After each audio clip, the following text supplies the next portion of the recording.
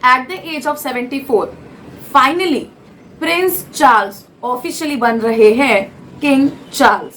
जी हाँ, king Charles इनके coronation ceremony में बॉलीवुड से सिर्फ सोनम कपूर इनवाइटेड है। What? किंग चार्ल्स इनसे पहले इन्हीं की माँ क्वीन एलिजाबेथ टू ये सबसे लंबे समय तक शासन करने वाली ब्रिटिश मोनार्क थी, सम्राट थी, जिन्होंने 70 साल 214 दिन तक शासन किया, रूल किया।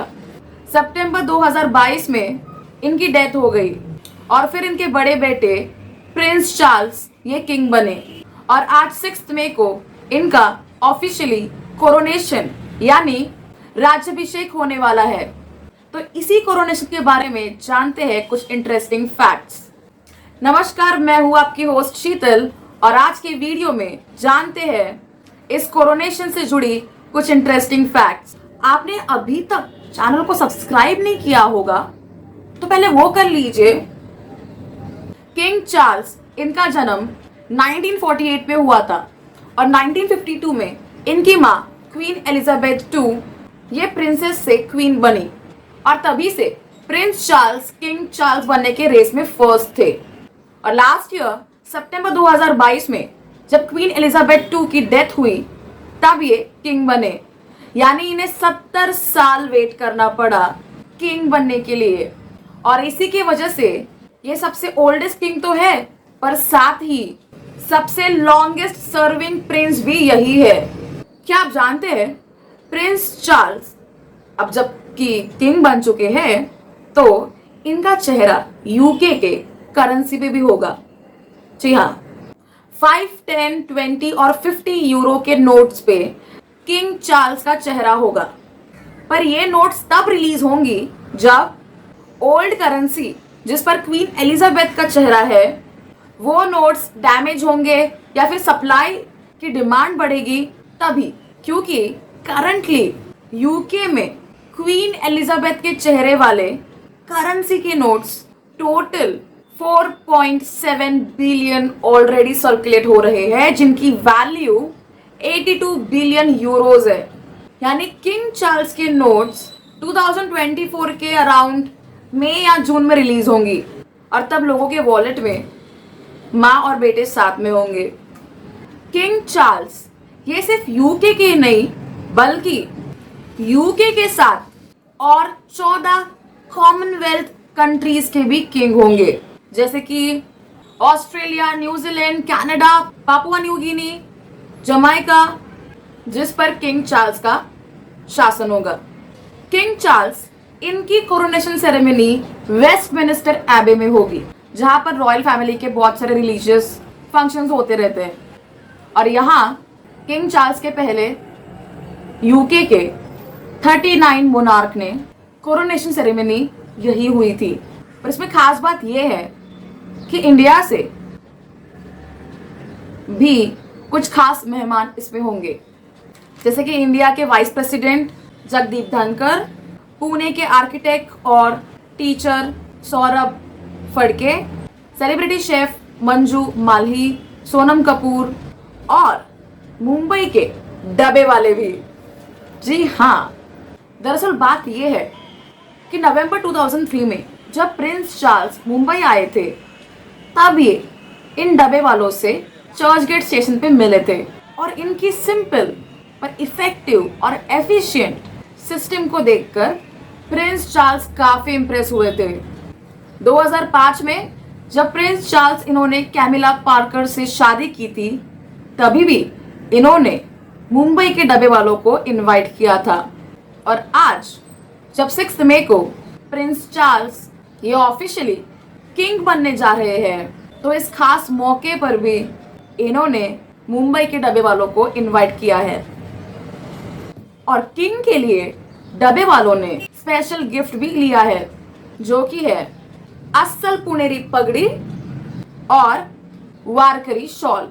इनके अलावा बैंगलोर में सेटल डॉक्टर ईसैक मथाई, जिनका अपना एक आयुर्वेदिक क्लिनिक है सौख्य नाम से, यहाँ किंग चार्ल्स, इनकी वाइफ कमीला पार्कर 2010 में आई थी यहाँ से ट्रीटमेंट लेने, फिर अगेन 2012 में। और ऐसा माना जाता है कि इन डॉक्टर और प्रिंस चार्ल्स के बीच में लास्ट 18 साल से फ्रेंडशिप है, तो जाहिर सी बात है इन्हें भी इनविटेशन दिया गया है।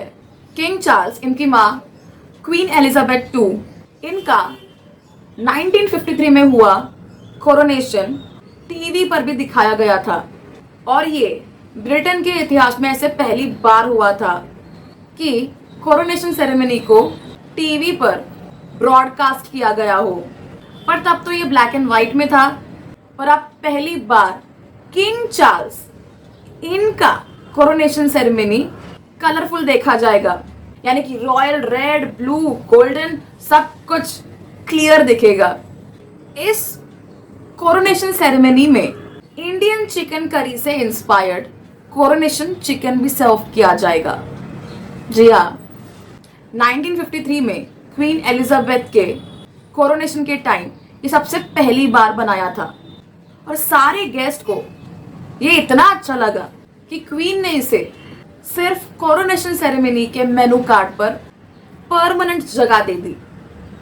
इस कोरोनेशन सेरेमनी में किंग चार्ल्स ने क्रिश्चियन लीडर्स के अलावा बाकी रिलीजन धर्मों के लीडर्स को भी इनवाइट किया है, जैसे कि हिंदू, मुस्लिम, सिख और जूइश। इससे किंग चार्ल्स को यह दिखाना है कि वो डिफेंडर ऑफ फेथ नहीं बल्कि डिफेंडर ऑफ फेथ्स है, यानी वो किसी एक आस्था या धर्म की रक्षा नहीं करेंगे बल्कि यूके में मौजूद अलग अलग धर्मों के आस्था की भी रक्षा करेंगे।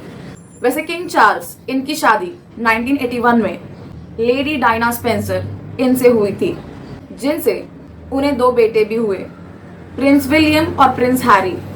किंग चार्ल्स के बाद प्रिंस विलियम कि बाय डिफॉल्ट यूके के नए किंग बनेंगे, पर किंग चार्ल्स और प्रिंसेस डायना, इनकी शादी कभी सक्सेसफुल नहीं हुई। 1994 में प्रिंस चार्ल्स ने एक टेलीविजन इंटरव्यू में ये एडमिट किया था कि उनका कैमिला पार्कर इनके साथ अफेयर है, जिसे प्रिंसेस डायना ने भी कंफर्म किया था ये कहकर कि there were 3 of us in this marriage, यानी कि इस शादी में हम 2 नहीं बल्कि 3 लोग थे। इसके वजह से प्रिंस चार्ल्स इनकी इमेज पर दाग लगा था, जबकि प्रिंसेस डायना दुनिया भर में मशहूर थी इनके चैरिटी वर्क के लिए, एड्स के पेशेंट्स या फिर माइंड में काम करने वाले विक्टिम्स के लिए। इनकी ब्यूटी, स्टाइल, फैशन, इसे लोगों ने काफ़ी अप्रिशिएट किया, और आज भी वो दुनिया के मोस्ट फोटोग्राफ वुमेन में से एक है। पर अनफॉर्चुनेटली 1997 में कार क्रैश में इनकी मौत हुई। तो आज की वीडियो में बस इतना ही। आई होप आज का ये वीडियो आपको अच्छा लगा होगा। लाइक कीजिए, शेयर कीजिए और चैनल को सब्सक्राइब करना ना भूले।